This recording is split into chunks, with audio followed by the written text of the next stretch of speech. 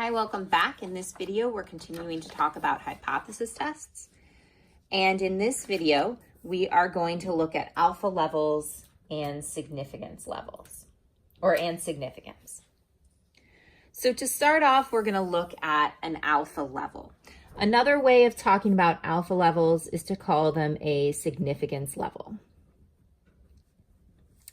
And this is really going to be a threshold.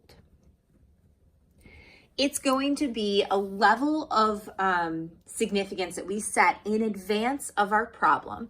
And we're generally going to set alpha equal to some common values. 0.05 is the most common. You'll also see 0.1, 0.01, and 0.001. And we will shortly be talking about how we'll set this significance level. But it's how comfortable are you with your decision. So we are going to be comparing alpha values and p-values to decide whether or not something is statistically significant. So we are going to set these before our problem starts. So we will decide that we're going to use an alpha of 0.05. And then we are going to compare our p-value. Now remember, our p-value is a conditional probability. So our p-value is a conditional probability, which means it's how likely is it that we would get data like ours or more extreme if the null is true. And we're setting a threshold of that. So we are going to compare our p-value and our significance level. If our p-value is smaller than our significance level, that means our data is less likely than some predetermined level. We will reject the null hypothesis at the alpha significance level.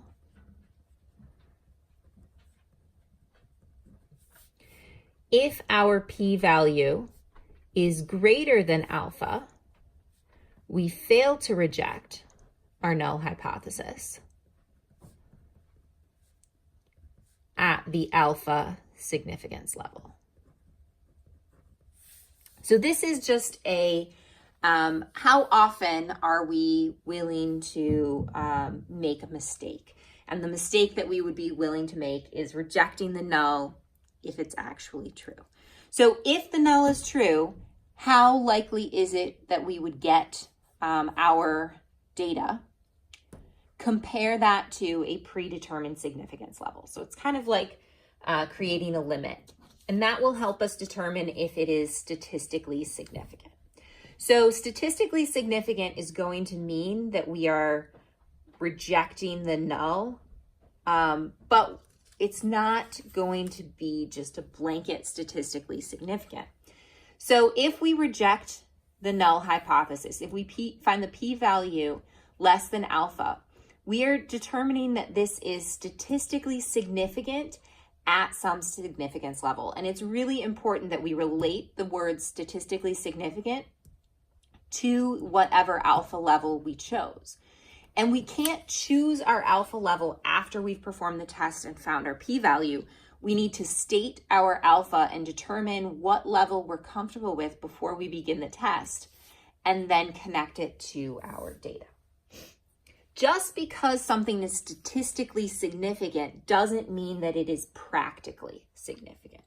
Statistically significant means my data shows, based on my data, I can reject the null. That is what statistically significant means. Practically significant is something different. And practically significant is going to deal with the effect size.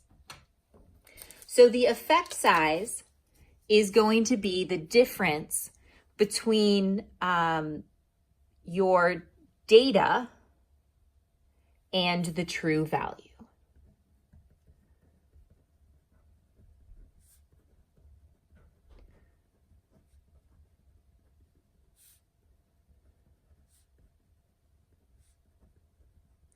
And we're not always going to know what this is, but we can kind of look at it in terms of if we've rejected a null hypothesis, how much different is our observed data than what we had assumed to be true.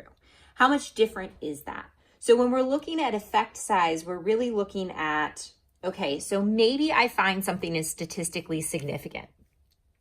Maybe I had assumed the null hypothesis to be 15, or I had assumed that the true proportion was 15%, but I actually find that it's 15.1%. And I use a really ridiculously large sample and I'm able to find this exactly. This would not be a very large effect size. And what I would end up finding here is that this might be statistically significant. This difference might be meaningful, but meaningful statistically, but not practically. If a proportion is changing by that small of an amount, it may not really matter. Like if I have a manufacturing process and my original proportion of defects was 4.8%, and through some process, I was able to change my process and get a new proportion of 4.7%. So now I only have 4.7% of my product's defects. I'm interested in how much money did it take for me to make this change. I'm interested in a lot of different things. Practical significance is different than statistically significant.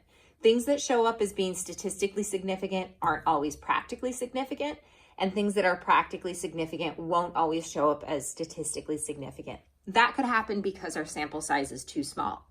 Maybe the true proportion is changed by a lot, but my sample is so small that I'm not going to be able to see that. So when we're making decisions based off of a hypothesis test, we want to be thinking about statistically significant versus practically significant. Our p-value related to our alpha level or our significance level will tell us if it's statistically significant. But we need to look at our effect size and we need to think about what that change actually means from a practical standpoint.